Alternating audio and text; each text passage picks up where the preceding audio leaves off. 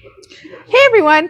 Today we're going to talk through how to design a tablescape for your holiday table. So at this point, we're going to assume that there's people sitting on either side. So we're going to have full place settings, whether it's a table of 4, table of 6, or you've got the table for 22 that's coming on Christmas Eve. This all is going to work. So one of the things that I think about when I do this is what colors do I actually want? So right now I've just thrown one of my favorite holiday tablecloths on this. So really pretty red. I love the hemline on this. It's actually cut out, which is really pretty. And then from there, I can keep going. So you want to think about, one, how many dishes are you going to put on this? Are you full place settings? Is this something where you're serving from a counter and people are just sitting?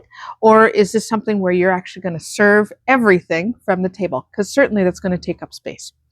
So I've done a couple examples here. For me, I love to have a focal point, and that's what we've got in the middle. Now you notice that we're doing some very untraditional colors. I think Christmas is a variety of colors. We've got the holiday red for the tablecloth.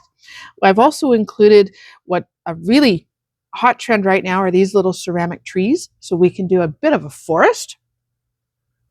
Beside it, this is actually a pick. This is a pick that I would use outside, and I've just flattened it out for the table, right? But I can use it and bend it in any way I see fit. And all I'm going to do is quite literally stuff it so it's sitting flat on the table.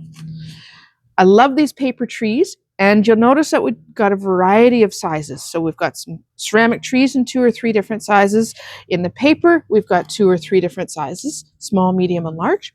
I love to have a focal point in the middle, and for that should have a little bit of height.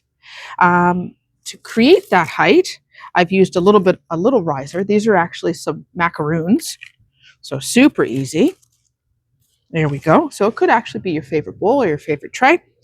And then at everybody's place setting, we have a couple things. So I've got a little tree, and that's sitting inside of a votive candle holder. And at each place setting, this is actually a little gift that I've got for everyone. So pardon me, this is our gift of giving. And our gift of giving, we donate the net proceeds of this ornament back to the Guelph Food Bank just before Christmas. So we're super proud of this. But it's a neat way to give a little gift to all of your guests. So that's sitting on our placements as well. The nice thing with this is if you have a smaller table, you can actually alter your size, right? So we take out a few items, and all of a sudden we have a bit smaller of a focal point or a centerpiece, or we can add a few items. So if you've got a longer table, don't be afraid to do a couple of other smaller feature spots a little bit further down. Again, it's going to depend on how many dishes you've got on the plate. How do we figure out how tall we're going? Well, we want to figure out where are our guests' eyes. Well, again, when we're sitting, our eyes are quite a bit lower. We're down here. So we want to be able to see who's across from us and chat with them for certain. So we want to keep the majority of our things a little bit shorter. We also want to think about overall size of them. So again, maybe our focal point's a little bit bigger, and if we've got a longer table or a longer island, we can add a little bit of an extra pod. The nice thing with this, yes, it's on traditional holiday colors, but I'm also thinking New Year's too. So this is really easy to change to a New Year's table. So we pull out the burgundy picks, we put in some gold picks. We've got some black trees already, so maybe this becomes black and crystal for your New Year's Eve table, and you just pull out a few other things.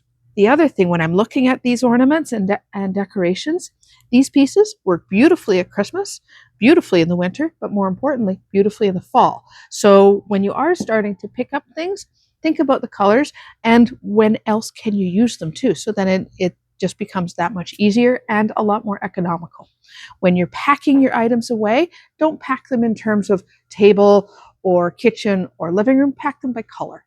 So then that way, when you pull out things next year, you can do a totally different tablescape using the items that you've already got, add a couple new ones just for a little bit of oomph, and you're off to go. So hopefully that helps. We'll talk to you soon. Bye-bye.